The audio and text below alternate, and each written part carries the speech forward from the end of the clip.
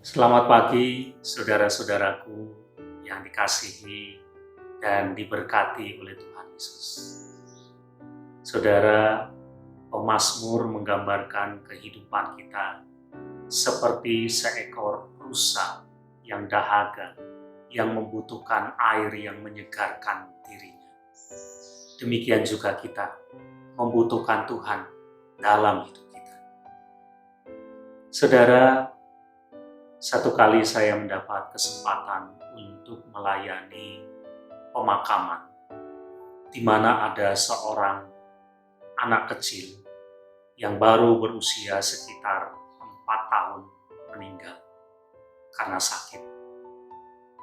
Setelah selesai saya melayani pemakaman anak itu, orang tuanya yang masih dalam keadaan sedih menemui saya dan bertanya, apa salah saya? Apa dosa saya? Sehingga Tuhan mengambil anak yang saya kasihi. Saudara, ketika kita sedang berduka, ketika kita sedang sedih, oleh karena kita mengalami banyak sekali masalah atau pergumulan dalam kehidupan kita. Ketika kita mengalami persoalan, pertanyaan ini seringkali menjadi pertanyaan kita juga. Apa salah saya? Apa dosa saya? Sehingga saya mengalami semua persoalan ini. Saudara, saya katakan kepada dia, ini bukan soal siapa yang salah. Tetapi mari kita belajar untuk mencari apa maksud Tuhan di balik apa yang kita alami.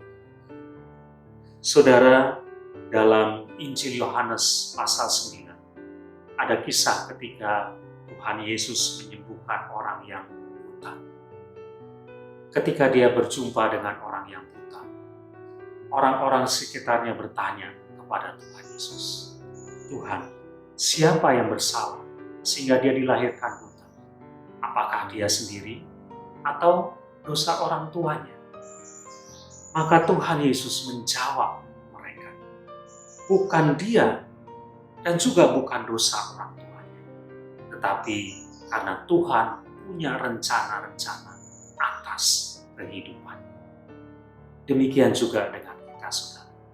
Ketika kita mengalami masalah, ketika kita mengalami pergumulan, dan ketika kita mulai bertanya, apa dosa saya? Sehingga kita mengalami semuanya itu.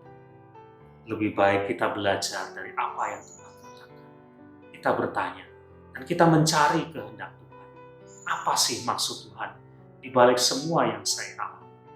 Dan kalau kita membaca firman Tuhan, maka kita akan tahu Tuhan punya rencana yang baik. Tuhan punya rencana yang indah. Yang walaupun mungkin pada saat ini kita belum mampu untuk mengetahuinya. Dengan belajar mencari kehendak Tuhan, maka kehidupan kita tetap akan terpelihara sesuai dengan kehendaknya.